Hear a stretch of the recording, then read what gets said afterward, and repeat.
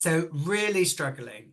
We're back on Utrogestan again. It always keeps coming up, doesn't it? Really Yeah. struggling with side effects she feels are attached to Utrogestan. So bloating, headaches, and low mood.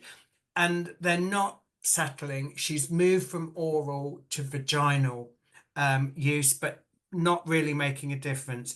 The GP suggested the Mirena coil as an alternative, but she thought body identical HRT was better. The Mirena is synthetic. So is she just better putting up with the Utrogestan? She's a bit confused. Yeah, I think the symptoms, the side effects, sound very progestogenic, so probably are related to the Utrogestan, and um, I don't think it's necessarily the right thing to put up with them. It depends on how bad they are, Mm. because they can be really uncomfortable and can make you feel pretty grim. And I think there's other things that you can do. So I would look, and again, it's you need to have. It's important to talk this through with whoever's prescribing the HRT, but you can try different doses of the Utrogestan. You can try the synthetic progestogens, because actually some people do get on better with synthetics compared to natural. It's often the other way around, but it can certainly be that you can find a synthetic one that works and you suit. The Mirena, again, we talked about it earlier. It can give side effects.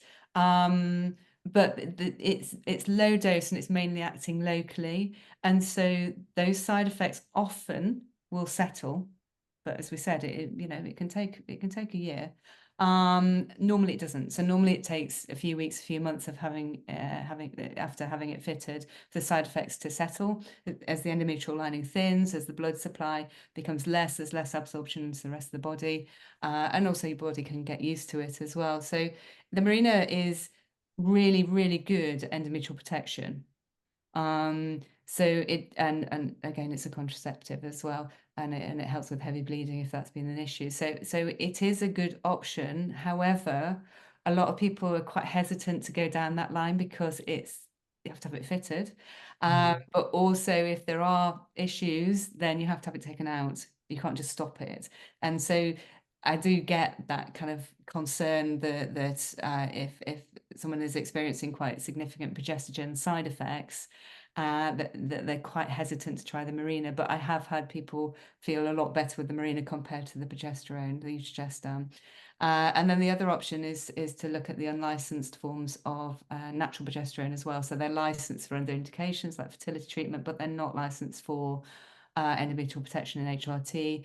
And actually, they're different, although they're the same in the sense that they're natural progesterones, body identical progesterone. They're different formulations, and you can often find that someone will suit one of those better than the Utrogestan. And actually, some people get on better with the vaginal preparation of Utrogestan itself, even though they do. So that's the way that I would look at it. If you're going off license, then you need to be thinking about scans to monitor the endometrial thickness to make sure that whatever you're using, particularly if it's a lower dose or it's an unlicensed product, is actually keeping the endometrial lining thin and doing its job.